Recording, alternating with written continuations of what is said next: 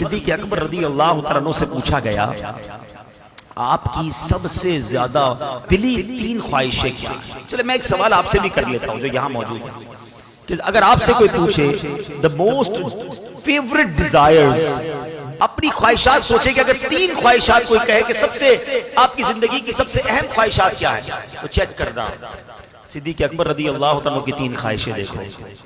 آپ کہتے ہیں میری تین زندگی کی سب سے بڑی خواہش ہے، کہتے ہیں پہلی ہے النظر الیک، دوسری ہے والجلوس بین یدیک، اور تیسری ہے وانفاق مال علیک۔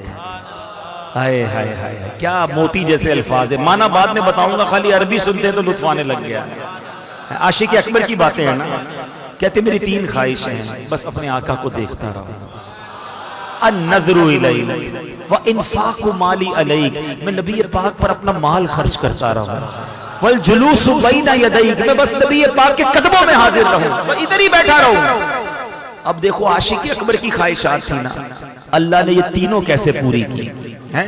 پہلی خواہش والنظر الیک، بس آقا کو دیکھتا رہا۔ جب نبی پاک خطبہ فرماتے تھے نا، بیان فرماتے تھے، سارے صحابہ دو زانو بیٹھ کر ادب کے ساتھ سر جھکاتے تھے، آقا کے چہرے کو نہیں دیکھتے تھے، صرف ابو بکر صدیق رضی اللہ تعالیٰ اور حضرت عمر فاروق رضی اللہ تعالیٰ، یہ نبی پاک کے چہرے کو دیکھتے، آقا انہیں دیکھتے، وہ نبی پاک کو دیکھ کر مسکراتے، آقا انہیں دیکھ کر مسکراتے۔ اب پہلی خواہش النظر الیک، آئے ہائے کیسے پوری ہوئی؟ کتابوں میں ایک جملہ میں نے پڑھا کہ وہ عبادت جو صدیق اکبر نے غار ثور میں نبی پاک کے دیدار والی عبادت کی نا، جب آقا گود میں تھے، ٹرائی ٹو انڈرسٹینڈ، ذرا ریئلائز کرو، جب کوئی کسی کی گود میں ہوتا ہے دیدار کیسا ہوتا ہے، آنکھیں کیسی دیکھی ہوں گی، ابرو کیسے دیکھے ہوں گے، داڑھی کیسی دیکھی ہوگی، پیارے آقا کے مبارک کان کیسے دیکھے ہوں گے، اور کتنا جی بھر کے دیکھا ہوگا۔ علماء کہتے ہیں جس وقت صدیق اکبر نبی پاک کا اس وقت جو دیدار کر رہے تھے، کائنات میں وہ عبادت کوئی اور نہیں کر رہا، صرف صدیق اکبر کو یہ مقام حاصل تھا کہ اس طرح نبی پاک کا دیدار نصیب ہوا۔ اللہ نے پہلی خواہش ایسے پوری کی۔ دوسری خواہش وانفاق مالی علیک، حضور آپ پر مال خرچ کرتا رہوں، بس میری یہ خواہش ہے۔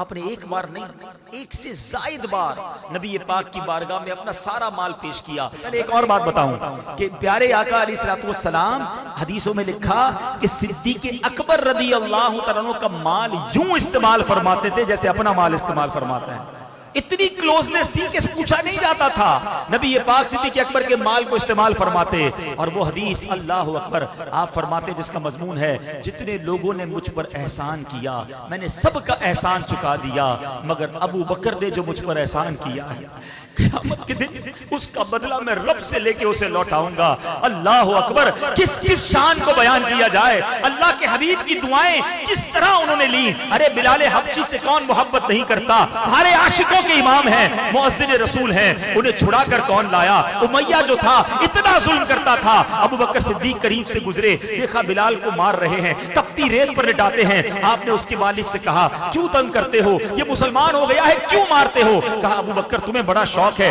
خرید لو اسے، آپ نے بتاؤ کتنے پیسے لوگے؟ وہ تھوڑے پیسے بتاتا، آپ نے کہا اوکے، وہ اور پیسے بڑھاتا، آپ نے کہا ٹھیک ہے، وہ ڈیل ڈن کرتا، پھر پیسے بڑھا دیتا، وہ جتنے مانگتا رہا آپ بڑھاتے رہے، آخرکار ایک رقم پر فیصلہ ہو گیا۔ آپ نے جب پیسے دیے، امیہ پتہ ہے کیا کہتا ہے؟ کہتا ہے ابو بکر تم تو بڑے کاروباری تھے، تمہارے کاروبار کی میں نے بڑی باتیں سنی، تمہاری ڈیل بڑی زبردست ہوتی تھی، آج تم نے کیا کیا؟ جو مانگا تم نے دے دیا، بڑا مہنگا غلام خریدا ہے۔ اللہ اکبر، ابو بکر صدیق کہتے ہیں اے امیہ تم بلال کی قیمت کیا جانو، تمہیں کیا معلوم یہ کون ہے؟ ارے تم اس سے زیادہ مانگتے، میں تمہیں اتنے دیتا۔ جب خرید کر لاتے ہیں نبی پاک کے پاس، حضرت بلال کو آزاد کر کے لاتے ہیں، پیارے آقا کی بارگاہ میں پیش کرتے ہیں، حضور بلال آیا ہے، آپ کا سچا غلام آیا ہے، حضور آج آزاد ہو کر آیا ہے۔ اللہ کے نبی کیا کہتے ہیں؟ اے ابو بکر تھوڑے میرے پیسے بھی ملا لو، بلال کو آزاد کرنے میں جو تم نے رقم خرچ کی ہے میرا مال بھی اس میں شامل کر لو۔ صدیق اکبر کہتے ہیں حضور میرا مال آپ ہی کا تو ہے، حضور میرا سب کچھ آپ کا ہے۔ اللہ اکبر، کیا کیا کارنامے بیان کروں صدیق اکبر رضی اللہ تعالی عنہ کے۔ سنو تیسری خواہش والجلوس بین یدیک، کہتے حضور میری تمنا ہے کہ بس آپ کے قدموں میں زندگی گزرے، زندگی تو گزاری مگر جب وفات کا وقت قریب آنے لگا، آقا تو تشریف لے جا چکے تھے نا دنیا سے ہیں، مگر صدیق اکبر رضی اللہ تعالیٰ عنہ نے وصیت کیا کی، کہتے دیکھو جب میرا وصال ہو جائے نا تو میری میت کو نبی پاک کی بارگاہ میں لے جانا، روضے کے سامنے رکھ دینا اور یہ کہنا کہ حضور ابو بکر حاضر ہے، اگر اندر سے اجازت مل جائے تو ساتھ دفن کر دینا، اجازت نہ ملے تو جنت البقیع میں دفنا دینا۔ یہاں ایک بڑی باریک سی بات ہے، عقیدے کی بات کر دوں، یہ تو وصیت صدیق اکبر نے کی کتابوں میں لکھا، صحابہ نے کیوں عمل کیا؟ کیونکہ صحابہ جانتے تھے کہ حضور مزار میں حیات ہیں۔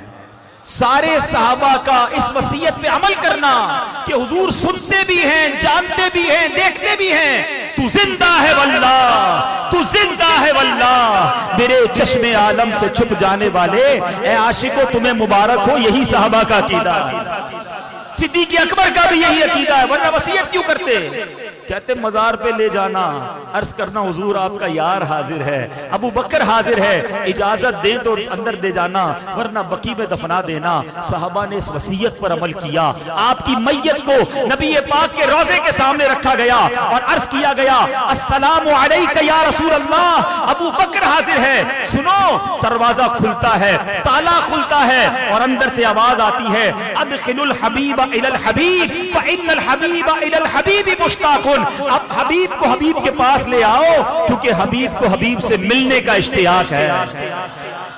صدیق اکبر آج مزار میں بھی نبی پاک کے ساتھ موجود ہے، والجلوس بین یدیک، ارے آج بھی آقا کے پاس ہیں، آج بھی روضہ انور کے اندر ہیں۔ عاشق اکبر نے 3 تمنائیں بتائی تھیں، اللہ نے وہ تینوں کیسی پوری کی۔ دنیا میں کروڑوں لوگ جب بھی روضہ رسول پر جاتے ہیں الصلاۃ والسلام علیک یا رسول اللہ عرض کرتے ہیں اور پھر صدیق اکبر کو بھی سلام کرتے ہیں، عمر فاروق رضی اللہ عنہ کو بھی سلام کرتے ہیں۔ کیا مقدر پایا ہے۔